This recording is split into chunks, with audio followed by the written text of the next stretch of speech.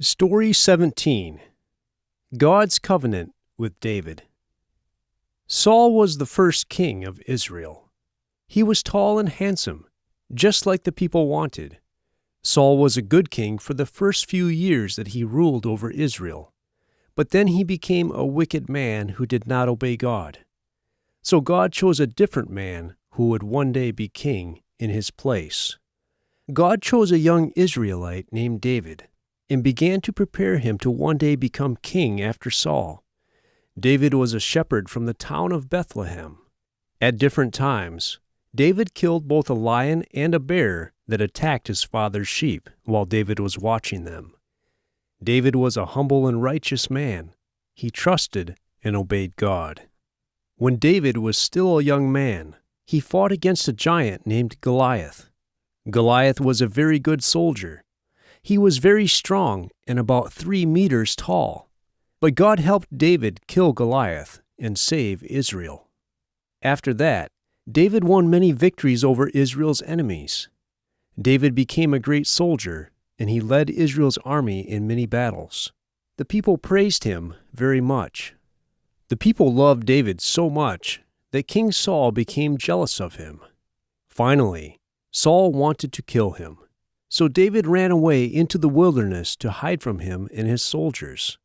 One day, when Saul and his soldiers were looking for him, Saul went into a cave. It was the same cave that David was hiding in, but Saul did not see him. David went up very close behind Saul and cut off a piece of his clothing. Later, after Saul left the cave, David shouted to him to look at the cloth he was holding. In this way, Saul knew that David refused to kill him to become king.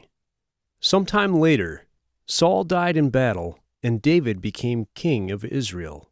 He was a good king, and the people loved him. God blessed David and made him successful. David fought many battles, and God helped him defeat Israel's enemies. David conquered the city of Jerusalem and made it his capital city, where he lived and ruled. David was king for 40 years. During this time, Israel became powerful and wealthy. David wanted to build a temple where all the Israelites could worship God and offer him sacrifices. For about 400 years, the people had been worshiping God and offering sacrifices to him at the tent of meeting that Moses had made. But there was a prophet named Nathan. God sent him to tell David this: "You have fought in many wars, so you will not build this temple for me. Your son will build it. But still, I will greatly bless you. One of your descendants will rule as king over my people forever." The only descendant of David who could rule forever was the Messiah. The Messiah was God's chosen one, who would save the people of the world from their sin. When David heard Nathan's message, he thanked God and praised him. God was honoring him and giving him many blessings. Of course, David did not know when God would do those things. We know now that the Israelites would have to wait a long time before the Messiah came, almost 1,000 years. David ruled his people justly for many years. He obeyed God very much, and God blessed him. However, toward the end of his life, he sinned terribly against God. One day, David looked out from his palace and saw a beautiful woman bathing. He did not know her, but he found out that her name was Bathsheba.